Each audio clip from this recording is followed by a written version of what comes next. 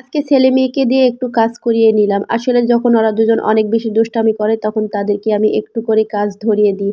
তাই আজকে দিয়েছিলাম মেয়েকে রসুন ছিলাইতে আর ছেলেকে দিয়েছিলাম চাউল বাছার জন্য। আসসালামু আলাইকুম। নতুন আরও একটি ভিডিও নিয়ে হাজির হলাম আপনাদের মাঝে। কাছে কিংবা দূরে, দেশে কিংবা দেশের বাইরে যে যেখান থেকে আমার ভিডিওটা দেখছেন, যদি ভিডিওর কোনো অংশে একটু হলে ভালো লেগে থাকে তাহলে অবশ্যই লাইক দিয়ে পুরো ভিডিওটা দেখবেন। আর যারা আমার পেজটাকে এখনো ফলো দেননি অবশ্যই ফলো দিয়ে পাশে থাকবেন, তাহলে এরকম নতুন ভিডিও দেখতে পাবেন। আর এই তো এখানে আমি বথুয়া শাক পরিষ্কার করব। কি বলবো আপুরা, বথুয়া শাক ছোটবেলায় এত খেতাম আর এত তুলে আনতাম।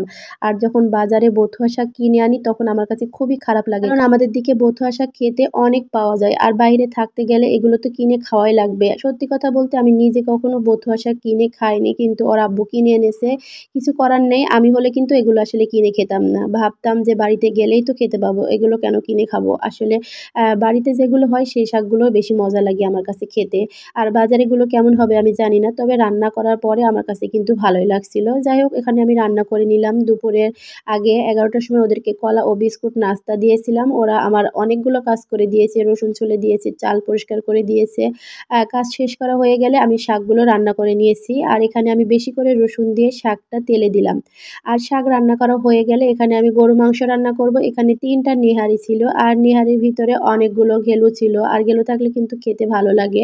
আর মাংসের ভিতরে আসলে একটু মাংস বেশি কিনা হয়ে গিয়েছিল, তার জন্য মাংসের ভিতরে নেহারির পরিমাণটা বেশি দিয়েছে। ভাবলাম নেহারিগুলো আর ফ্রিজে না রেখে রান্না করি, তাই সবগুলো একসঙ্গে রান্না করে নিচ্ছি। এখানে আমি বাটা মশলা দিয়ে গরু মাংসটা রান্না করছি। প্রথমে আমি কড়াইয়ে কিছুক্ষণ কষিয়ে নিয়েছি, কষানো হয়ে গেলে কিন্তু আমি পরে প্রেসার কুকারে মাংসটা বসিয়ে দিয়েছিলাম।